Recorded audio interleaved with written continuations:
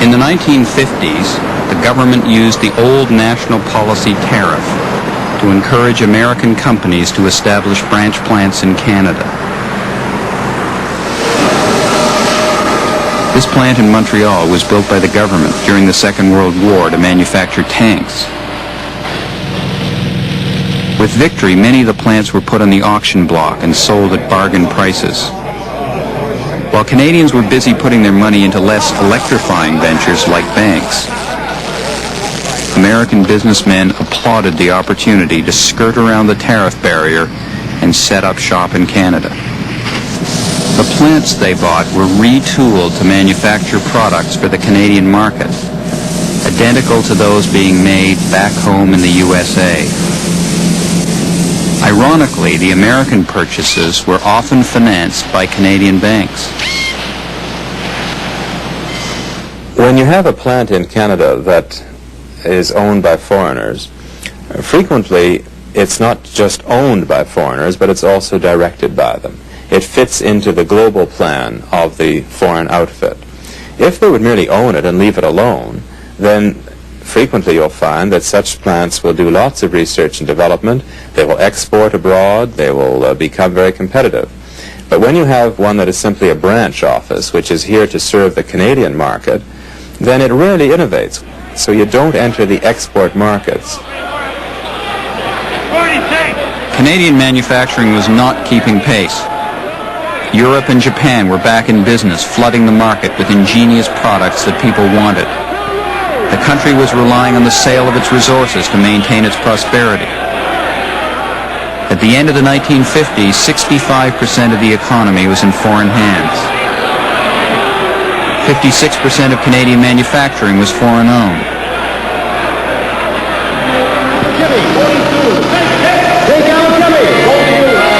80% of the pulp and paper industry. 60% of mining.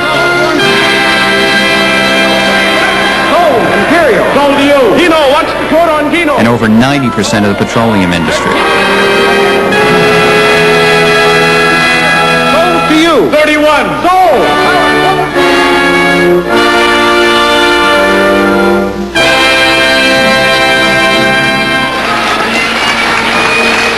Some Canadians were alarmed by the extent of foreign ownership, and they found a champion in Conservative Party leader John Diefenbaker.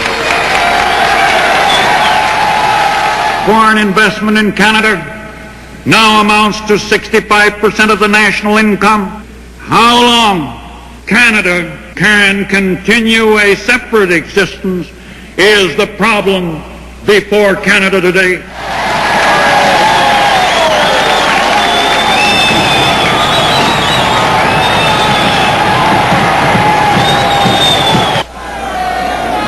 There was something really splendid about Diefenbaker.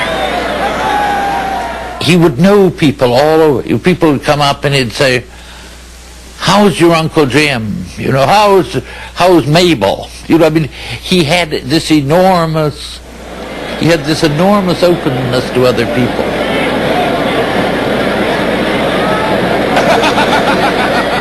He touched a chord in Canada in the 57 election, which we call nationalism. He said he was very concerned about this complete overwhelming of Canada in economic fields as well as the cultural fields. And he really fought in 1957 is to put into power something that wasn't hand in glove with the Americans on everything the Americans wanted. When John Diefenbaker took the Prime Minister's seat in this chamber, he had achieved the office that he had longed to hold since he was a boy. He saw himself as a spiritual heir to Sir John A. Macdonald. And just as Macdonald had captured the imagination of Canadians with his national policy and his dream of opening up the Canadian West, Diefenbaker stirred audiences with his northern vision. Through the development of the North, jobs in their hundreds of thousands, to Canada in keeping with the opportunities which this country should provide. He also promised to end Canada's overwhelming dependence on the United States by diversifying trade to Great Britain and the rest of the world.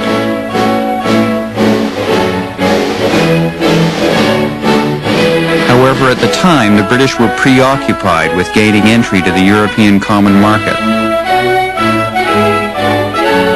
The French were polite. The Germans proper but non-committal.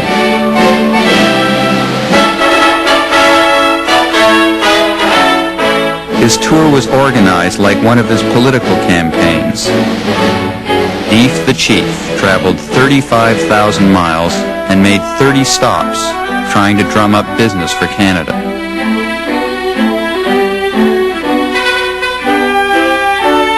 Hoping goodwill alone would carry the day, and riding high, Deef didn't sign any big deals, but increased trade did come from a rather unexpected source.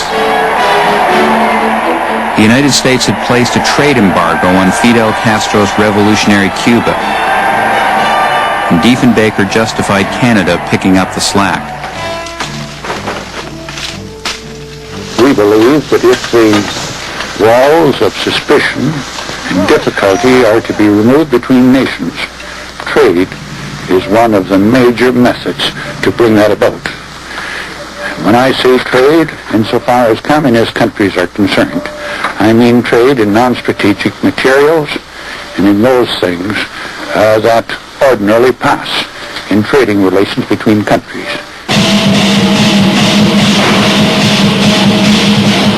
Then Canada slipped under another U.S. embargo when the Diefenbaker government negotiated a massive wheat deal with Red China. The new Kennedy administration considered this trading with the enemy and threatened to block grain shipments to China.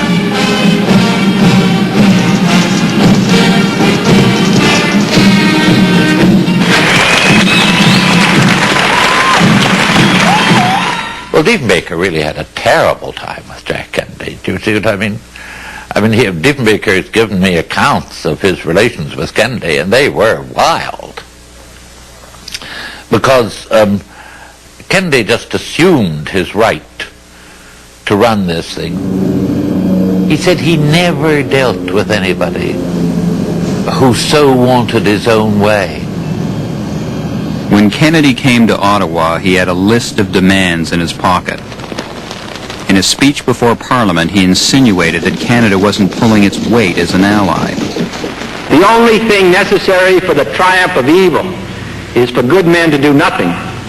And that, in essence, is why I'm here today. Against Diefenbaker's explicit request, he went on to suggest that Canada join the Organization of American States. Upset by Kennedy's grandstanding, Deef told him he wouldn't be pushed around in his own country. From that day on, the President referred to the Prime Minister as that old SOB.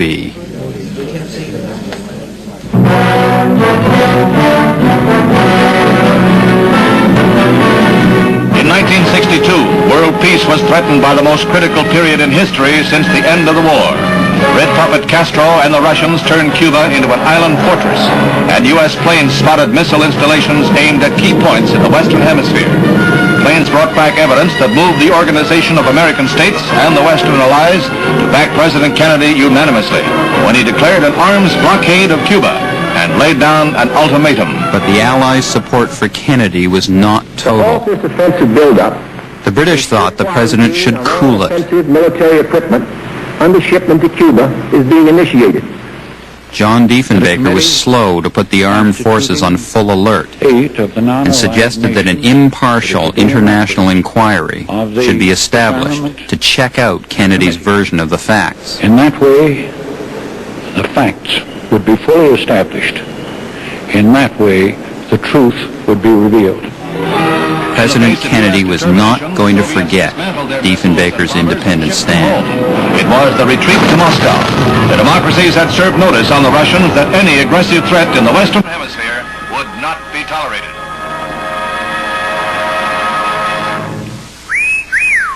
I can remember watching the political events of the early 60s on TV. During the Cuban Missile Crisis, I was terrified that the world was going to come to an end. And I used to sit glued to my set, watching as the events unfolded. I used to look in at a lot of American TV shows in those days. There were programs like Bonanza, The Untouchables, I Love Lucy, and of course, Father knows best. You know, a lot of us got our social values and even some of our ideas from watching American TV programs. We Canadians were like kids with our noses pressed up against a shop window, looking in at the big, exciting, sinful world of the United States on the tube. And President John F. Kennedy personified everything that fascinated us about America. Happy birthday, Mr. President. Happy birthday to you. Everybody, happy birthday. Kennedy's pollsters told him that Canadians loved him and supported his Cuban policy. The figures showed him that in any contest, Kennedy would win over Diefenbaker, hands down.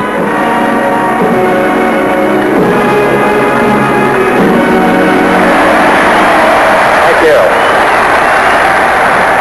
I can now retire from politics after having had Happy Birthday sung to me in such a sweet, wholesome way.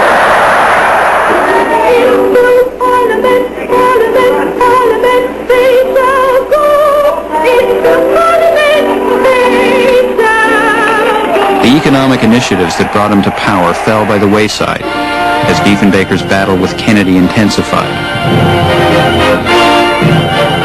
Taking a position at odds with U.S. policy, Prime Minister John Diefenbaker of Canada now faces the major crisis of his career. Canada's reluctance to arm Royal Canadian Air Force jets and the Dominion's rockets with nuclear warheads precipitated the crisis, triggered by U.S. statements which Diefenbaker resented as an intrusion into Canadian affairs. 10 million Canadians will shortly vote in their second general election in a year, and Diefenbaker's nuclear policy must stand or fall on that vote. Lester Pearson, Nobel Peace Prize winner, opposed to Mr. Diefenbaker, hopes Canadian-American relations will not suffer during the campaign. We should never make anti-Americanism an issue in any Canadian campaign. That is foolish and dangerous. Lester Pearson initially opposed nuclear weapons. Then he did an about-face. But until weapons can be abolished by international agreement, and we must fight and work for that, until we can find a better foundation for peace and power, until we have a disarmament agreement, these weapons are necessary for the protection of peace.